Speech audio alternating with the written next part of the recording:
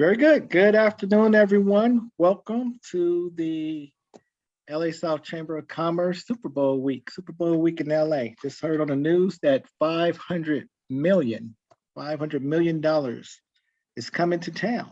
Yeah, they're coming to town. So we are ready. The LA South Chamber is ready. We know that a lot of that money is going to be distributed to um, Disneyland and in Hollywood and Beverly Hills and at the hotels, but we want just a little small slice of the pie to get circulated here in the South LA area. So again, I want to welcome you all this afternoon. We have an exciting webinar, informational webinar talking about the diversity, inclusion in sports, which is important. As you all know that sports is a multi-billion-dollar industry. The NFL is a huge machine, very big machine. You all see that happening, unfolding here in our city of Los Angeles. But there's a lot of things that, that still are being left out, okay? How many Black coaches do we have in the NFL? Let's just talk about that. How many people of color owns an NFL team? Let's talk about that. So we're talking about the behind the scenes. We're not, excuse my language, we're not talking about the players on the field. We're talking about the behind the cameras, behind the scenes, the administrations, the management, where the money is. So again, we have two outstanding speakers today. Brother Agin Shaheed, who's going to give us an overview on the subject matter, as well as Brother Ralph Softly, who's going to talk a little bit about the history of the Super Bowl and how things came about. So I am turning it over to Brother Agin. Again, good afternoon, and thank you all for joining. Good afternoon. I'm Agin Shaheed, and I'm with the LA South Chamber of Commerce. I'm one of its ambassadors, and we are glad to present this broadcast to you during this Super Bowl week. My background is in education. I retired from San Diego Unified School District. I was a program manager for race, human relations, and advocacy. I'm currently a consultant for the San Dieguito School District outside of San Diego. And it steps into the introduction. I consult on diversity, equity, and inclusion. So diversity, equity, inclusion is a very, very hot topic, subject matter, post Black Lives Matter, historically in America, as it attempts to live up to its goals and dreams that it has offered to its citizens and broadcasted to the world. And we are still working through the outcomes of diversity, equity, and inclusion. It's not an automatic something to bring diverse groups of people together. So in diversity and coming to Los Angeles and coming to sports, we're going to really focus on, when you hear our main presenter, Ralph Softly, who will introduce himself in a moment, just how diverse is the sports world, and particularly of the football world, as our director, our president just said. Diversity doesn't mean just throwing the ball. It means all of the facets that make up the culture of football. So right now, the stats are 65% of all relationships in America now are diverse. So it has shifted from the face of a so-called white face America, and it is now shifted into a multi-face America. In the state of California, we are now the most diversified state in the country. In the city that we're doing this broadcast from, San Diego, we are very near an area called Mid-City Can, and it now, by stats, is the second most diverse area in the United States of America, next to Brooklyn, New York. That's over Los Angeles, that's over all other cities throughout the country, right here in San Diego, California. Equity. Equity is a very, very important word, because we like to always say equality.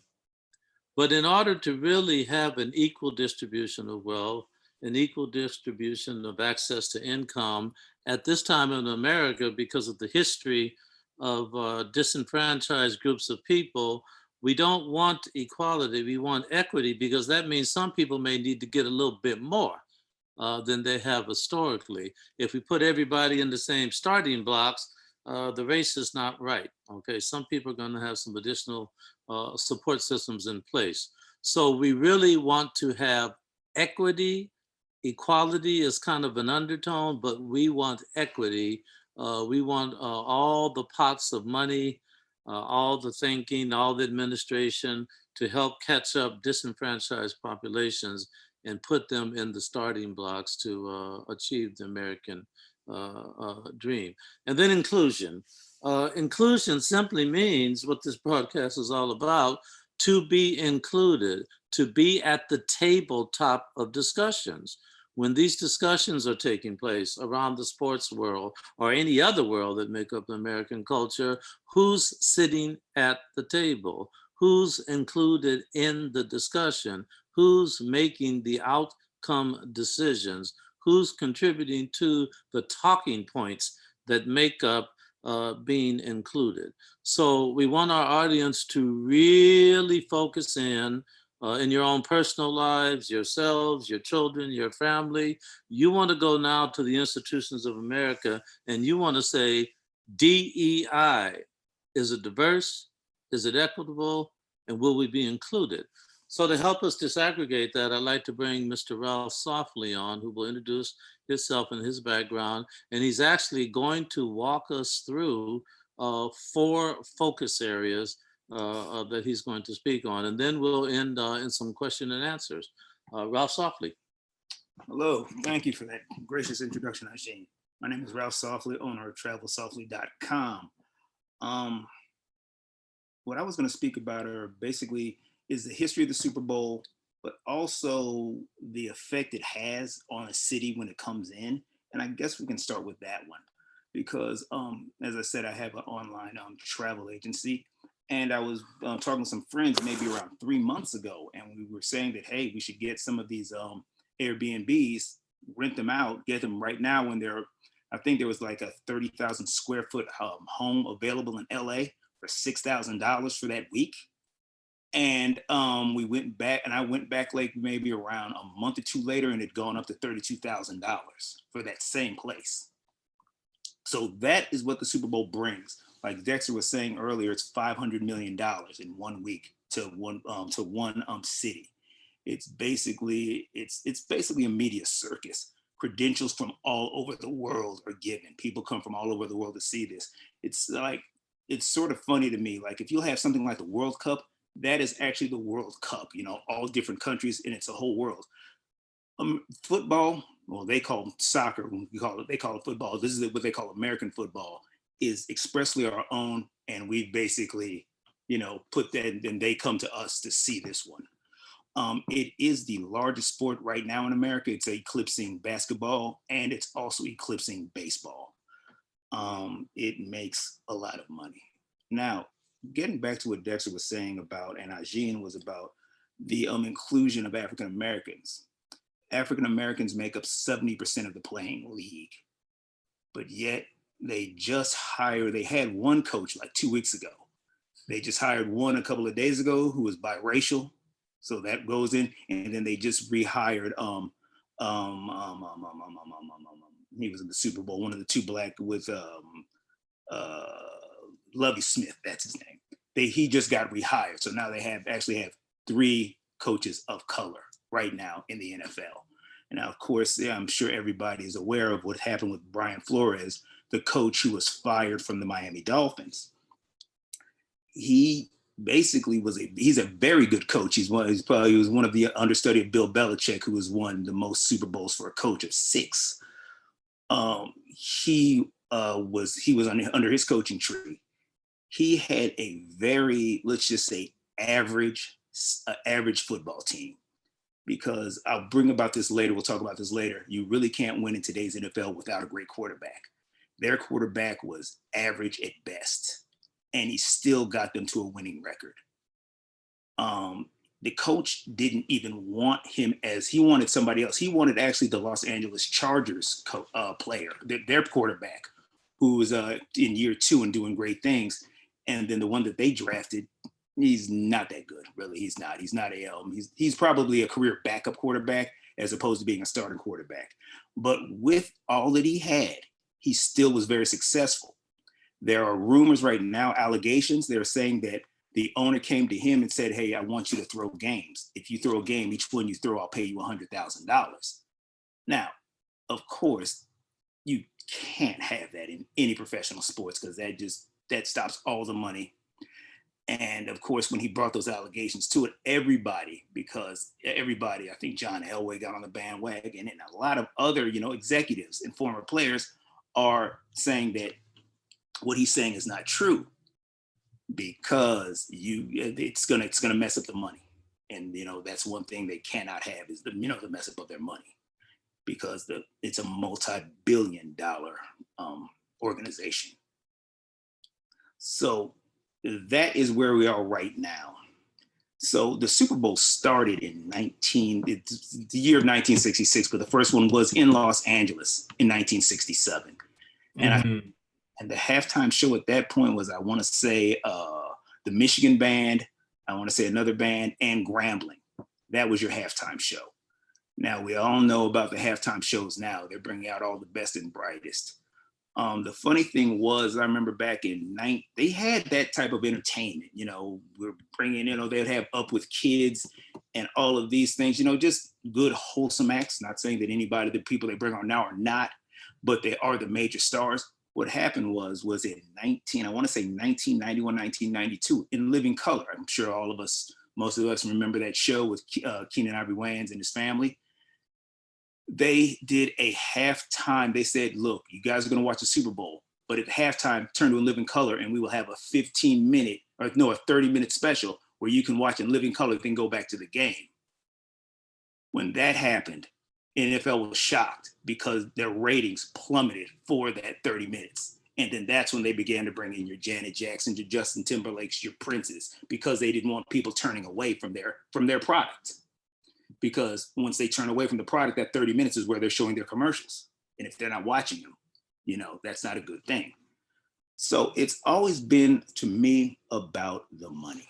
I mean, and it's because I remember there was something called an NFL lottery.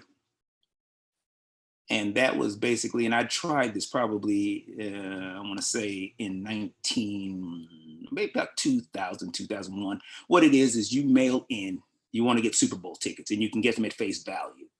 At that point, they were like $400 or $500. So you'd send in your, before emails, you would send in your envelope and you'd leave your credit card information in there. And if they picked you, they would charge your credit card and then they would mail you your tickets and you'd have them at face value. And of course, my plan was always, as I still do this now, is just to sell the Super Bowl tickets for more than face value. Because right now they're going for about $10.5 or whatever. So it's always been about the money. And let's see here. And there's been a lot of other things that let's see, guys, you got to give me a second here. Let me get my notes here. So let me talk about one more thing here. Pop Warner football. I'm going to sort of be going all around here. I'm going to be jumping from thing to thing here. We were talking about that earlier. That's where it all starts, basically, when you're a little kid. I played Pop Warner for a little bit. I was a real small kid. I was extremely fast, but I was like, I wasn't going to run across the middle and take that hit. Just was not going to do that. My father wanted me to do that. I was like, nope, not going to happen. But you do all that sort of stuff and then you get to high school level. And then of course, when you get to the college level, and now when you get to the college level, then they had the NCAA, and a lot of these athletes before 2 years ago couldn't get paid at all. And now they have stuff where athletes can get paid, they're getting deals. People are going to colleges making this expressly for how much they can make at that certain college. Some of the people are selling for like $2 million to sell their likenesses. So in other words, you're going to college and you're already a millionaire.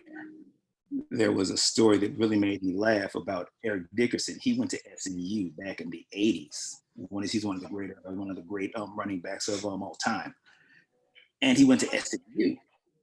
He really wanted to go, I think, the University of Texas or Texas A&M, I'm not sure which one it was. But his mother did not trust, no, Oklahoma. He wanted to go to Oklahoma, but his mother didn't trust the coach. So he said, we got to do something else. So he went to SMU. And then he said when he went to SMU, when he got to the pros, he took a pay cut. So, I mean, there's been always that type of thing going on in pro sports. It's just like I say, it's about the money.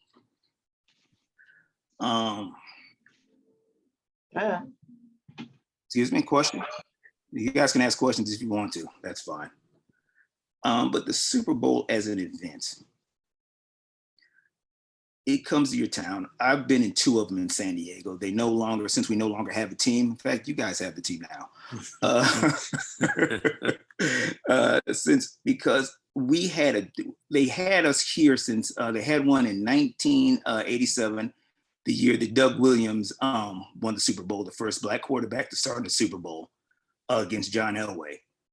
And they also had one, I want to say, when John Elway came back, and I think he won his first or second Super Bowl. But our stadium was Jack Murphy Stadium, which became Qualcomm, was built in 1969.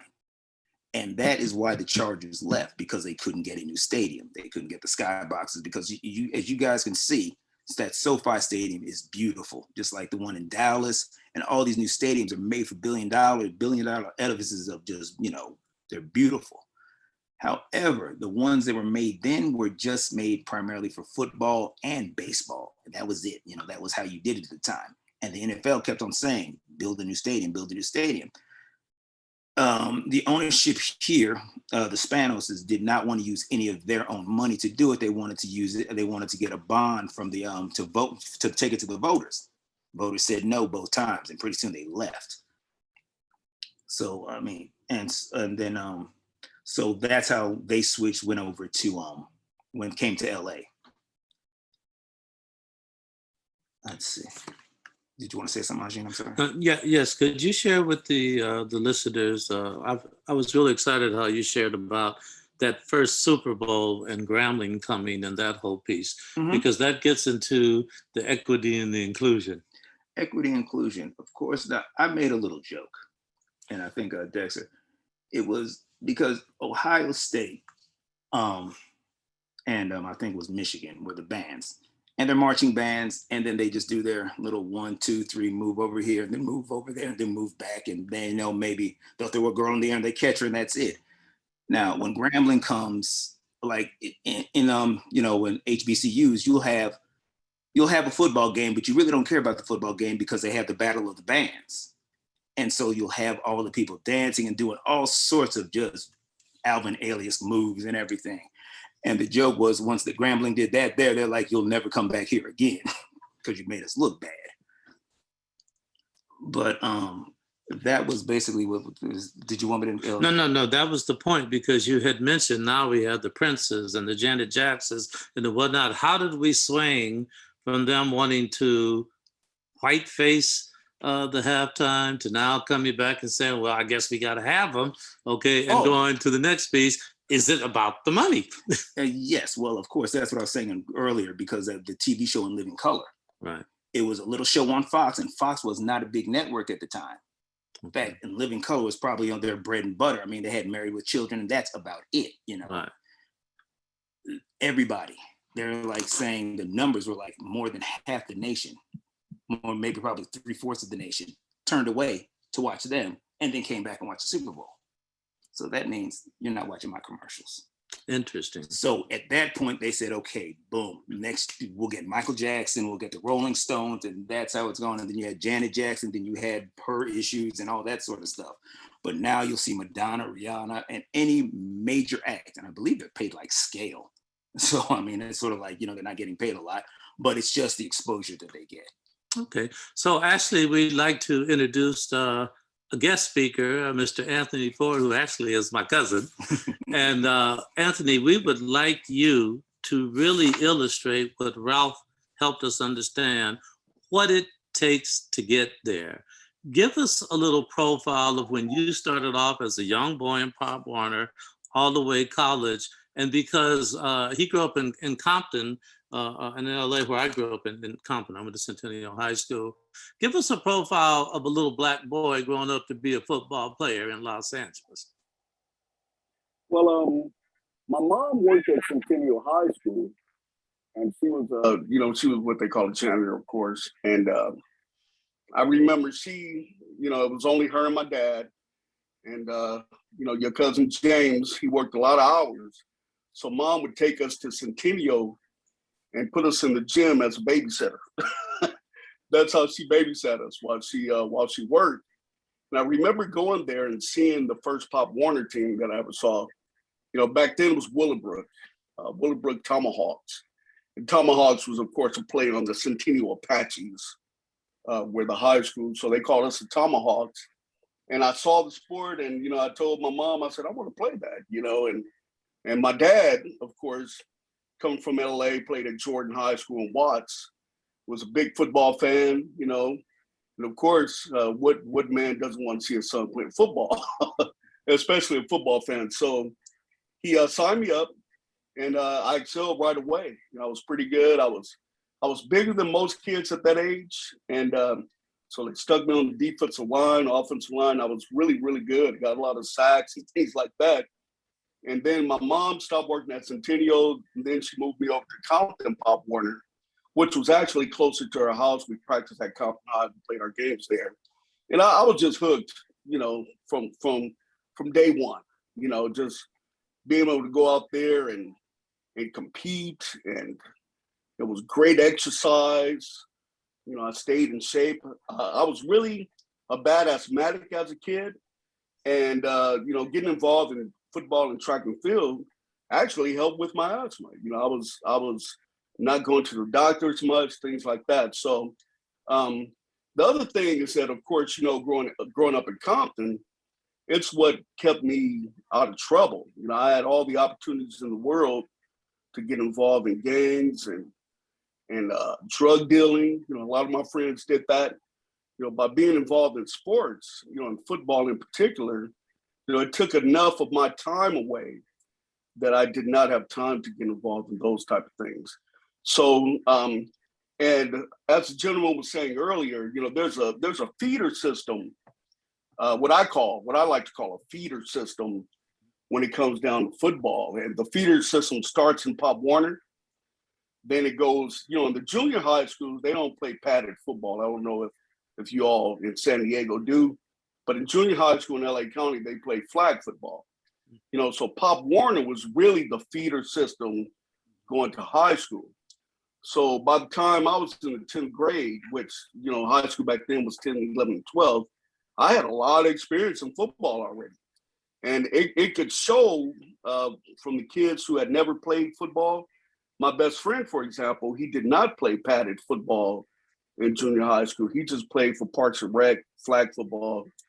And when we got to 10th grade, he's much bigger than me, much stronger, very fast. I mean, a great athlete, but he did not have that experience that I had. So I was actually 3-year varsity letterman, and he started off on the JV team, just because he did not have the experience that I had playing Pop Warner.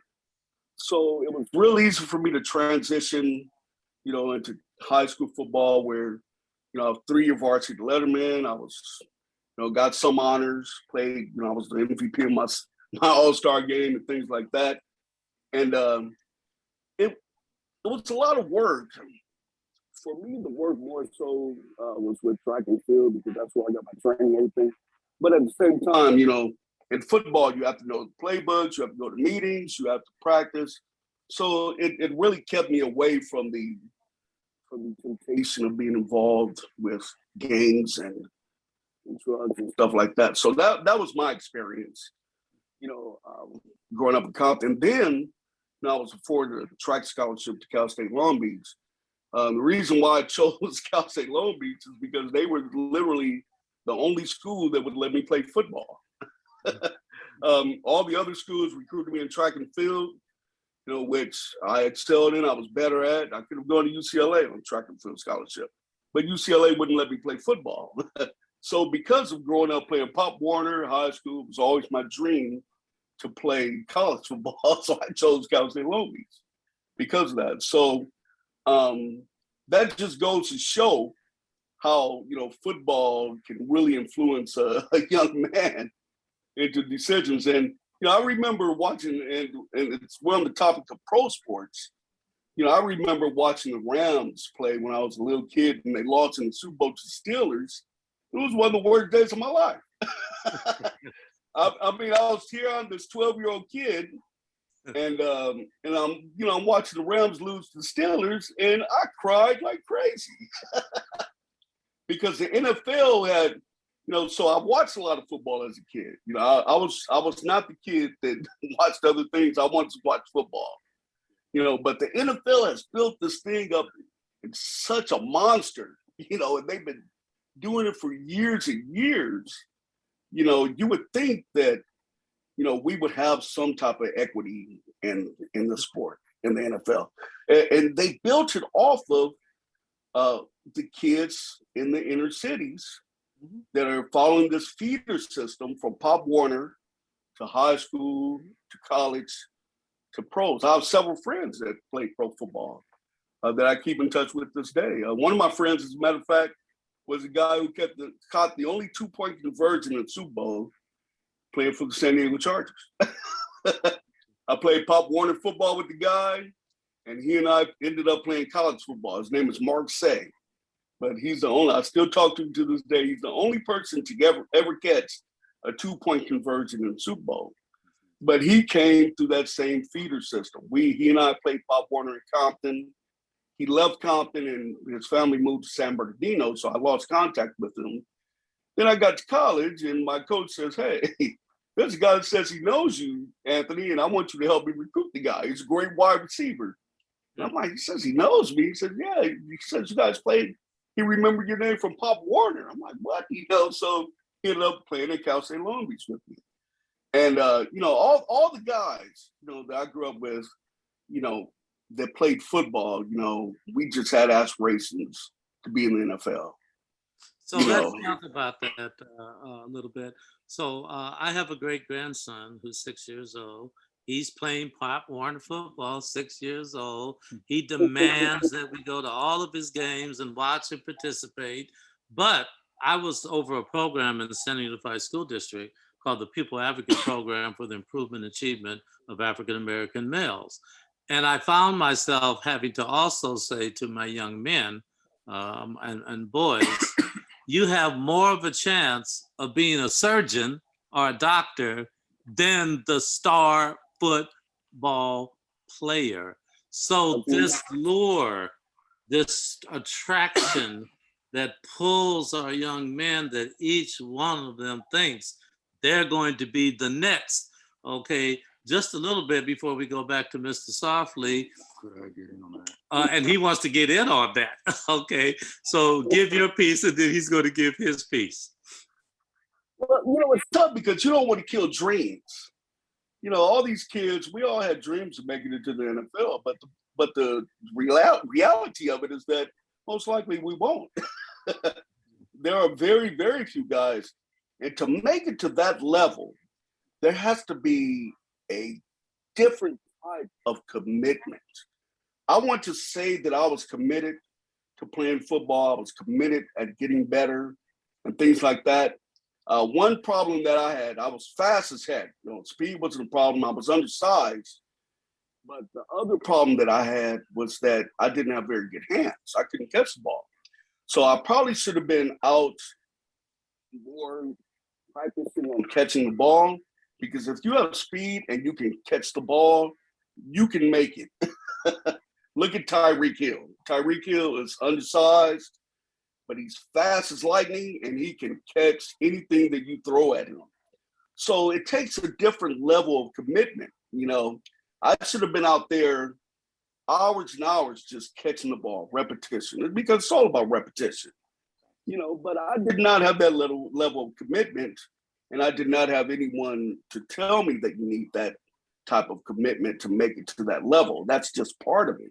I mean, you literally have to eat, sleep, and drink football. You have to know your stuff. You have to have some God-given talent, but you got to stay in the weight room. You have to be real strong. You have to be able to catch every pass. if we dropped the pass in football practice in college, that was oftentimes the difference of us traveling to the next game. You wouldn't be on the travel squad. You could drop a couple passes in practice. Oh, well, Anthony, you're not going to Hawaii this weekend. We're playing Hawaii this weekend here. We decided to take the other guy. You know, you didn't have a good practice week. Yeah. So what I hear now, cousin, is the pressure. So we're going to come to Ralph. He's going to say something. But Mr. Kennedy, I would like you to chime in also, because you played Pop Warner and you are a very successful person in your own right in Los Angeles culture. How did you make the switch from the dream that Tony's talking about, and maybe Ralph is going to talk about, and transition, because it also is a class thing. Many times football players, it's feast or famine. It's feast or famine. So you represent the feast end of it. But coming to you, Mr. Softly, then we'll go to Mr. Kennedy. No, but what he was talking about is like because I remember reading something about they had like maybe 10,000 Division I schools, and a majority of them have football programs. Now, they were saying there's only 5,000 slots in this nation for professional athletes, period. We're talking Olympics, basketball, baseball. So the chances of you making it, I mean, you've got to be an outstanding talent. Because I remember a stepbrother was drafted by the San Diego Chargers in 1998. And he went to North Carolina State. In fact, his quarterback was Phillip Rivers. They played together. He was like, when I saw him there, I thought he was going to be my size, about 5'11", maybe 170. No, he was 6 feet and he was a solid 220. Wow, like, holy crap, he's huge. He was, in fact, does anybody remember the game where Randy Moss played? He was playing against San Diego, and he caught the ball in the backfield and started running around, and somebody grabbed him and he lost his shoe and he ran to the end zone without a shoe. The dude who grabbed him, that was my stepbrother. The dude who got the shoe was my stepbrother. he was a safety, and that was him. And I asked him about that when we talked. Like, man, how did that feel? He's like, that dude is so quick. But what happened was, he was telling me that they said the average pop star has a career of 6 years. They say the average NFL running back has a career of 3 years. And so it's almost like, whoa. And he was telling me that if you last in the NFL for 5 years, you are qualified for your pension way down the road. Right. If they draft you, but you're not cutting the mustard, and one team cuts you after 2 years, they begin to look at you and simply say, okay, you can get another team, but we're not going to sign you for the 5th. And then you'll be drummed out of the league. Wow. So, Mr. Kennedy, how did you overcome that dream to be the star Pop Warner? And how did you transition to express yourself post-football fever? Oh, okay. Well, as I indicated earlier, I did play some Pop Warner football at Gardena High School. But I retired early from football, similar to Ralph's experience. I got hit a couple of times and I decided to retire. But at the same time, I've always been a big sports enthusiast. I played baseball. I had a scholarship in baseball. I loved basketball. But I, like Mr. Ford, I had asthma also. So that curtailed a lot of my sports playing. But one of the things I wanted to talk about, and I wanted to get your opinion on, we had talked about Brian Flores, and we recognized what went on with Mr. Kaepernick. And so we recognize, looking at the politics of sports, especially in today's environment, I wanted us to sort of talk about that, because I'm very impressed by Deion Sanders, his move to go coach Jackson State. And based upon that, now you have more and more athletes who are turning back towards the HBCU. because when we talk about the feeder system, years ago, Pop Warner, if you played Pop Warner, your end was primarily at an HBCU. And a lot of our pros back in the day came from the historically Black college and university. Okay, so I'm thinking, as they say, the old saying is that what comes around goes around. It almost seems like we're doing a reverse now. But at the same time, I see the positives of that because we can leverage that. Because right now, especially in some of the southern states, they're giving Black people, people of color, a tough time when it comes to voting. But at the same time, they want the so-called quote unquote blue chip athletes to go to the University of Alabama, the University of Oklahoma, the University of Texas.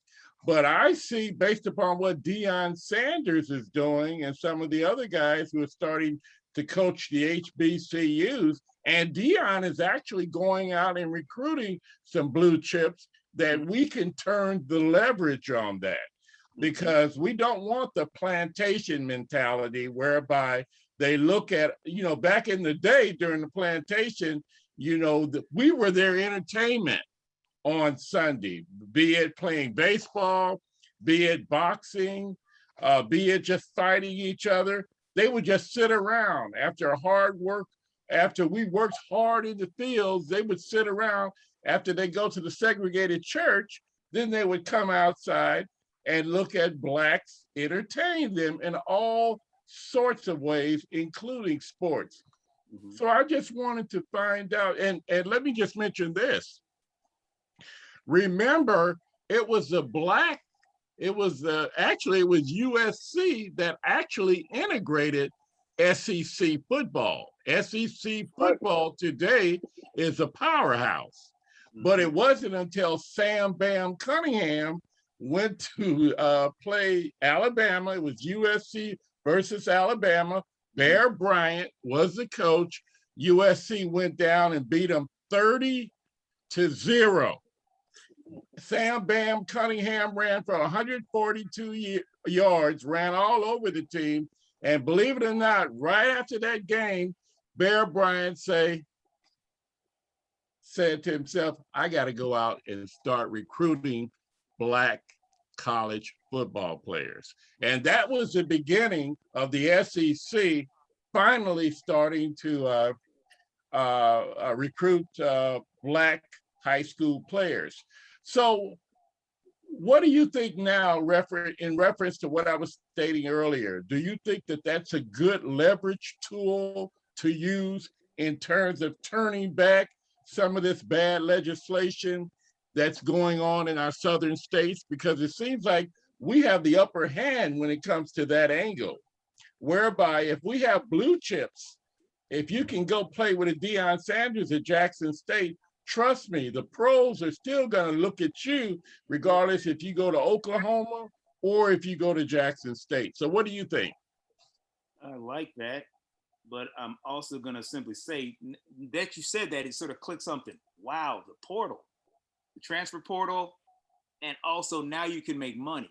Where can you make the most money? If you're impoverished, would you go there, or would you go to something where you can help your family even quicker? Because let's say you don't make the pros, but somebody's going to pay you $2 million or whatever it's going to be. That's a big chunk of money. But yes, definitely. I mean, it did. Yeah, I would say that because I remember one time I was talking with somebody. The NFL would draft 70% of its defense from HBCUs. Mean Joe Green, all of those, that's where they came from. Can I add to that? You got your offensive linemen from like Nebraska. You got your defense from the HBCUs. It was just, that's just what it was.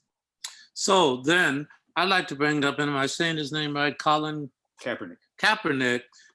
If you had the occasion, as I did, and my family watched it twice, the Colin Kaepernick story, it really illustrated this journey of diversity, equity, and inclusion. Here's this young boy who really could go both ways, baseball or football. Here's this young African-American boy adopted by a white family. Here's this boy supposedly situated in the right setting, but at every turn of his development, growing up, he ran into a not diversified culture, a not equitable culture, and he did not feel included. He couldn't even go get a cookie off a counter without them thinking he was going to steal it if you saw the movie. So Right. then, as we know, what has happened to him, Mr. Softly, can you speak a little bit about just what he symbolizes today as a football player? Well, Colin Kaepernick, it was funny. They were talking about, Martin Luther King, and he was nonviolent, turn the other cheek. But in the papers of the day, they portrayed him as violent because of all the stuff that they were doing to the people. Bull Connor, using the hoses and everything, and all the civil unrest. They're peacefully marching. The other people are doing the crazy stuff, and then they're being blamed. So you go back to Mr. Kaepernick, and what he's doing is he is protesting police violence against blacks, and he just takes a knee. That's all he's doing. And yet it turns a whole country on its feet. If you don't like this country, get out of here. Well, damn, y'all stole it too. I mean, why don't y'all go back to, so it was that whole thing. And, just speaking to that, it was, he sacrificed his career, basically. Okay. Now, I also simply say at one time he was, before the league had figured him out, because he was a run and throw type of guy. But the league had figured him out, so they were saying, will he ever come back? I don't think he'll ever play again, because it's just like he's been away from the game too long. But he made that sacrifice and put that into place. Yeah. So then, as we're kind of heading towards the end here, let's come back. Dexter, if you didn't look at the chat, Dexter says, quote unquote, sports is big money. It's a very exclusive club for the rich white man. Skyboxes, luxury suites at stadiums generates millions in revenue. Mr. Softly, how is this going to turn? Even though we have this 70% something that contributes, how do we get it from a rich white man's sport to something that expresses the legitimate contribution of Blacks and other ethnic groups into this lucrative industry? Unity. And say a little bit more about that. That's the only way. They have always talked about, I remember, I don't know if you guys remember, I'm going to basketball now. Larry Johnson was a basketball player, great basketball player. And he was always saying that the players should get together, pool their money, and create their own basketball league. And then the players would come back to him. He's like, but we don't have, they already have the infrastructure and all that sort of. And so, I mean, both are very relevant. And then you have your great icons like a Michael Jordan, he's like, I'm not going to touch that. So what you would need is basically unity, because if you do have unity, the backlash would be incredible. Trust me, if they were to do that. The backlash, because you can see it right now with just buying Flores. Everybody's already coming against him already. And he's just saying one little thing, he just wanted me to throw games. If you have a revolt of like the players saying this or that, well, that's what happened with Colin Kaepernick. Because what happened was they would always get mad, and they were, because they knew they were losing money. They were losing, like I said, will it play Peoria? Basically, when you mean that, is like, will middle America buy this? And what was going on was a lot of people were getting turned off by that. So the owners finally one weekend said, okay, we'll kneel with you. And they kneeled with him. And then they were hoping it would be over. Okay, we kneeled with you. We agreed with you. We acknowledged what you were saying. Let's go back to playing football. And they're like, no, it's still happening. So let's see. I think Colin Kaepernick, they just threw him out. One other player, I forgot who it was. He came back in a couple of years later, but Colin Kaepernick never came back. So then, as we're moving towards the end here, Dexter, we have the Olympics coming up.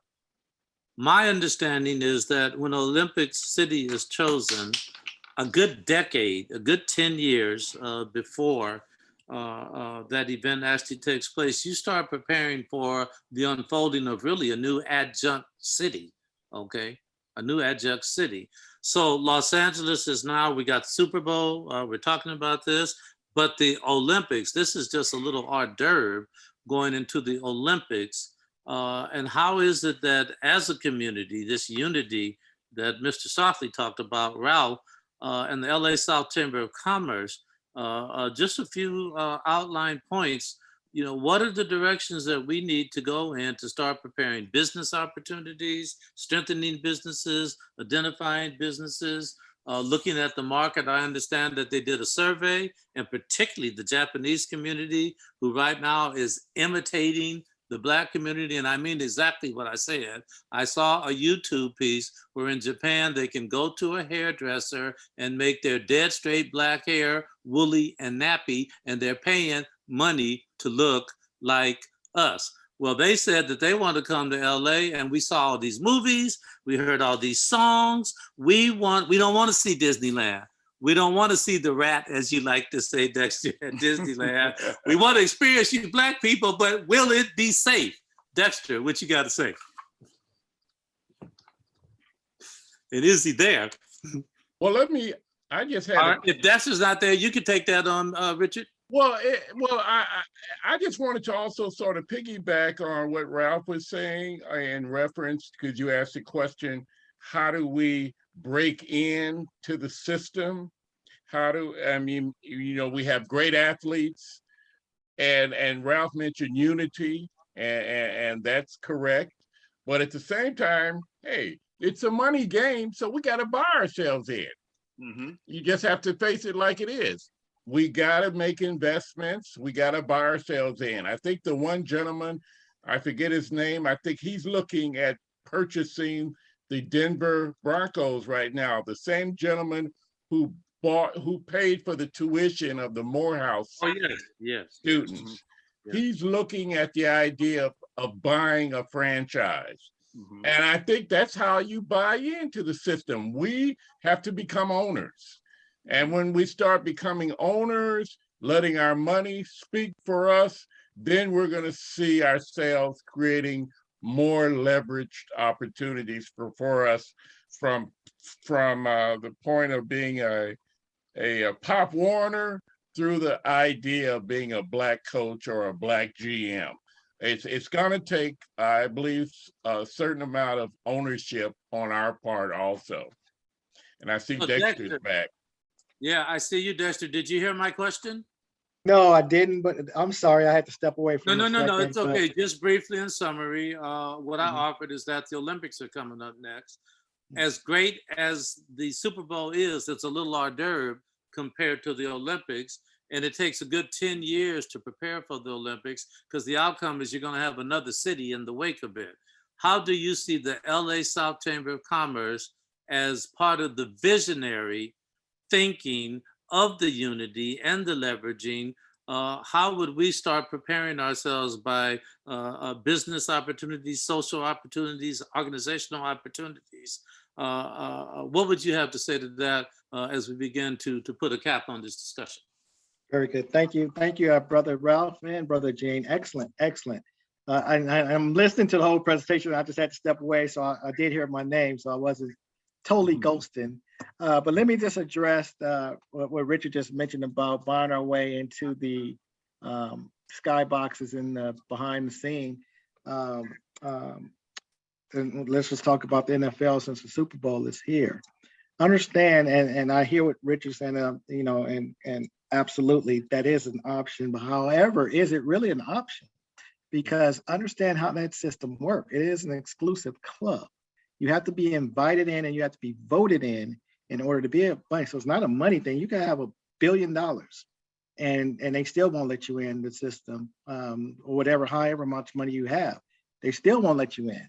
So you have to be, number one, it's like an exclusive private club. You have to be invited in, and then you have to be voted in order to have ownership. So that's another control. So it's not just getting enough money together and we go over there to the NFL headquarters and say, hey, we want to buy a team. No, that's part of the exclusivity. And in basketball is similar, baseball is similar as well, because again, the way the systemic format that they have built prevents a lot of people from getting access to that type of service. So to answer your question about the Olympics, strategic partnerships. As you know, when Olympics come to town, the infrastructure changed. They built stadiums, they built venues that last for a while, and that's money that even individually, I mean, there's a few individuals in this country that can afford that, but you have governments coming together, collaborating resources in order to fund that, and you have corporate money involved in that as well. So our best approach as small businesses is build relationships and find strategic partnership on how we can best serve in our capacity and in our space. And we just have to, let's just keep it real, small business is small business. It's not big corporation. It's not the different resources that's available that we have as small businesses versus the big corporations. So by building those strategic partnerships, you will get a piece of the pie. You will get a little bit of slice of the pie, which is good. A slice of the pie could be $10 million. That's a very small slice of the pie, $10 million. But that still goes a long way for a small business. So like I said, just sharpen your pencil, have some foresight. I always tell small business owners to look down the road and around the block. Look what's coming. Look at the trends.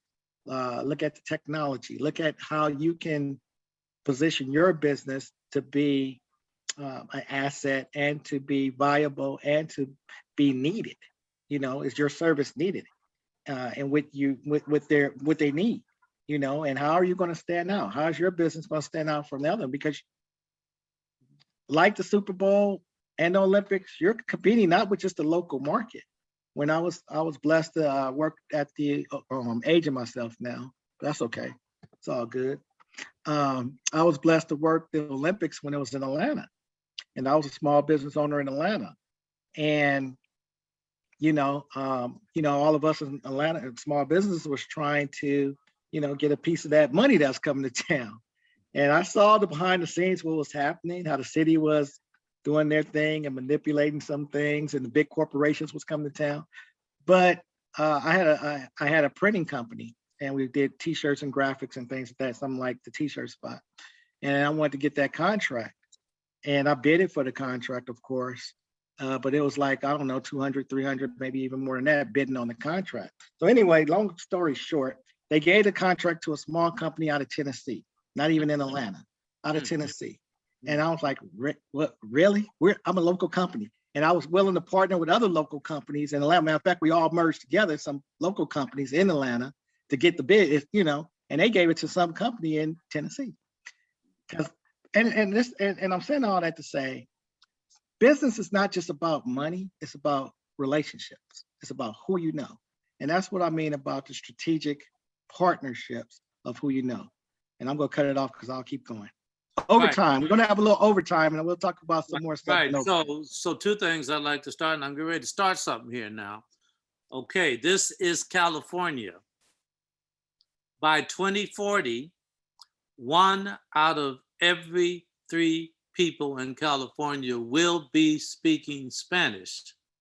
The rest of the story for another discussion is, where is the growth and development of the Spanish-speaking population in this story? It's kind of blackface right now because it is historically, but you have a population that is returning to California. It once belonged to the Spanish-speaking population.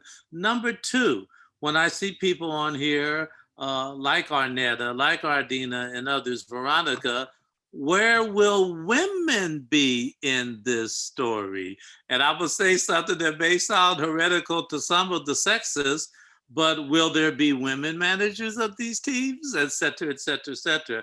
That's another discussion to take place. So I don't know how much time we have, Dexter, but is there any time for any questions from anyone, or are we at the end?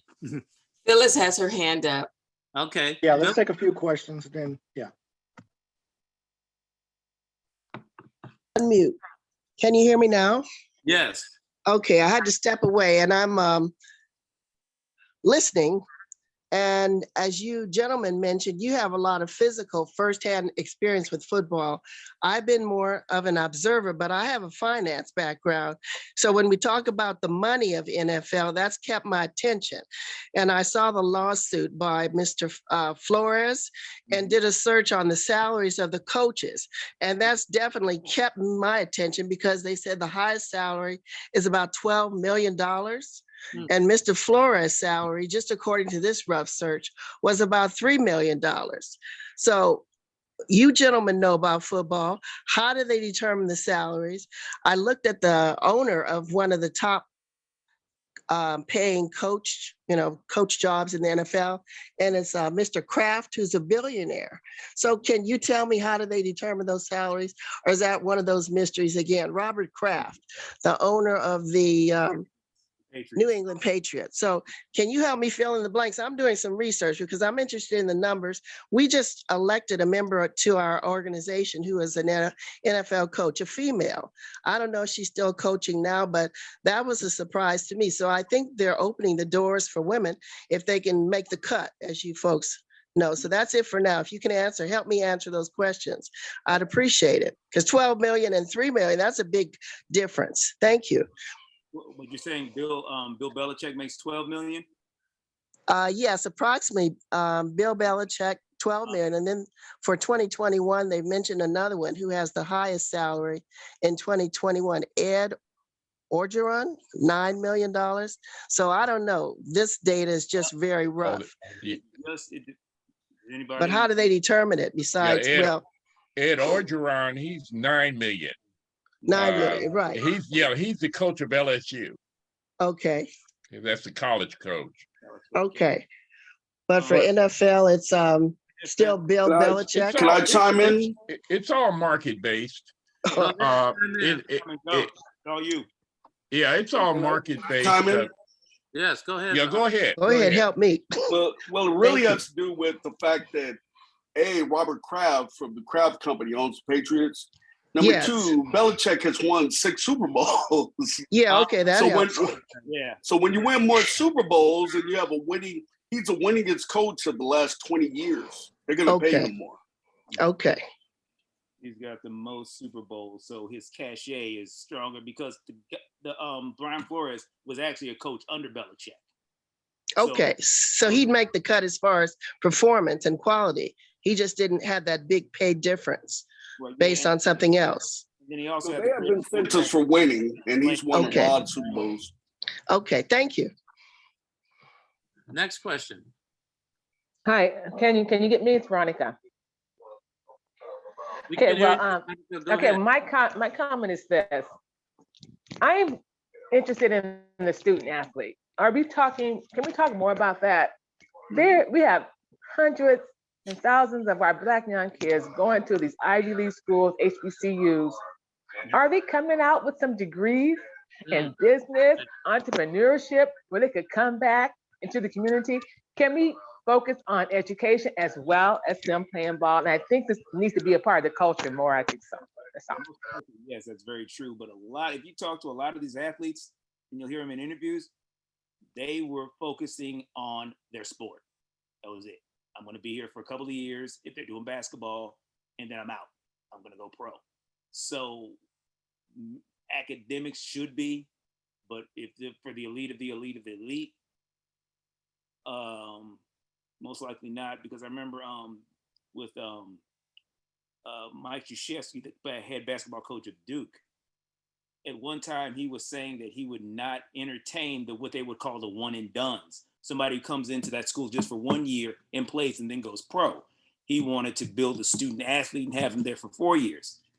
When he started losing, i.e. losing money, he had to go to that. So that's basically the reality of the sport right now, is that if you're like a super elite athlete, you're going to just focus on your football or your basketball, whatever sport you're in. You're going to focus on that so you can get to the next level. Well, that's just a few. But what about the majority of them? I'm speaking of the majority of our young. I chime on that again. Then good thing. Get a great major, play your butt off and get your degree. Yes, they have that too. Yes, of course. But now I like her question. Mm-hmm. If we gave a percentage, a numeric value, and this is anybody to answer, what percentage of young men who go to school to play football and pursue an academic education, if you did a guesstimation, what percentage of them transition smoothly from ending football like Mr. Kennedy did, like Cousin Tony did, and going on to other endeavors, or do they end up crashing and burning? You're gonna have both. You're gonna have both. It depends on the person. Can I chime in a little bit again? Go ahead. So, I've been a student athlete, especially playing football. At some point in your college career, you realize that you're not going to make it to the NFL. Okay. But the majority of us, we were fortunate at our school to where we had an academic advisor. She kind of let us know, hey, most likely you're not going to make it to my academic advisor. She kind of knew that, hey, most of you guys aren't going to make it from the NFL. We were in it. A lot of us were inner city kids, Compton, Inglewood, Watts, places like that. She said, you have to have a major and you have to get that degree and you have to fall back on that. So there was a good percentage of us that actually went to school and got degrees and went on to successful careers. And there were a couple that made to the NFL, but the ones that made to the NFL were just absolute standout athletes to where it was just known that they were going to make it to the league. The other guys, like myself, being a 5'7" running back, it's most likely I wasn't going to make it to the league. So I definitely had to concentrate on my studies. If that helps a bit. At some point you realize it. They know at some point. Basketball, it's a little different because you have the kids, like you say, the one and dones. Mm-hmm. They know in high school that they're going to make it to the NBA. The only reason they're going to college is because the NBA says they have to play 1 year college. But those guys know in high school that they're going to go to the NBA. Mm-hmm. So then you have the guys in college that are working hard and trying to become better in 4 years. But at some point, you realize that you're not going to make it to the league. And even before college, they know you'll be a good college player most likely, but you really need to concentrate on your studies and get a degree. So then an additional question coming back to Dexter's talking points. That class of people that you just described, like yourself, what is the spillage? I call it spillage, that they may not play football, but can they develop outcomes around football? Right. Brother Jane, we got to wrap it up, brother. We are running a little bit of time over, so and we're gonna have a little bit of overtime. So let's hold tight. Let's go ahead and wrap this up, and we'll stay a little bit longer for some overtime. Okay. Okay. So a quick response to that, Ralph or Tony or Kennedy. Do people go out and develop business having played football? Yes. T-shirts or whatever. But go ahead. Sports kinesiology. There's so much stuff that you can do. I have a friend that I played college football with that I looked at his ad on Facebook today. He has a wing restaurant in LA that he's advertising. Wants us to come check it out. So yeah, there are a lot of guys I play ball with businesses. Because that's important, because I like where Veronica is, and that steps into my world. Because again, I was over a program, the Improvement Team of African American Males, and we mentored over 1,000 African American men during my area, young boys to men, and most of them, 98% of them, were not going to play sports, okay, and figure prominently in it. So, but they all wanted to, okay, they all wanted to, but they just couldn't. So, well, thank you very, very much to our listening audience. I know I put some surprises on some of you. That's my style, and ask you to engage because I believe in collective response, okay? And sometimes the best answers come unrehearsed, and that's just my strategy. So thank you very much for your audience participation. And I'm gonna turn it over to N with Dexter. Can you bring it to an end for us? Very good. Thank you again, everyone. Thank you, Anthony. Thank you, Brother Ralph. Thank you, Brother Agin. Great information. We can go on and on. I love it. I love this conversation. So we need to do a part 2, part 3 on this series, and that'll be good. So thank you all for attending. we're going to log off of the Zoom. I'm sorry, not the Zoom. I'm sorry. We're going to log off on the Facebook Live and the recording. Those of you that's on the Zoom, you can remain on the Zoom. We're going to have a little bit of overtime so we can continue the conversation a little bit longer. But again, we're going to log off on the Facebook Live and stop the recording. And I just want to say thank you all. Make the best of this week, Super Bowl week 2022 here in LA. Can we ask for a more beautiful setting backdrop with 80-degree weather in our backyard with our home team in the Super Bowl? Right. Can it get any better than that? So let's Yeah. just capture all that and enjoy the moment, take advantage of the moment. And we will see you all out there. We will be out there doing our thing as a chamber, welcoming the world to Los Angeles. And we look forward to meeting you all very soon. So stand by, those of you that's on Zoom. The rest of you all have a wonderful day. Okay, so I'd like to come back to Phyllis's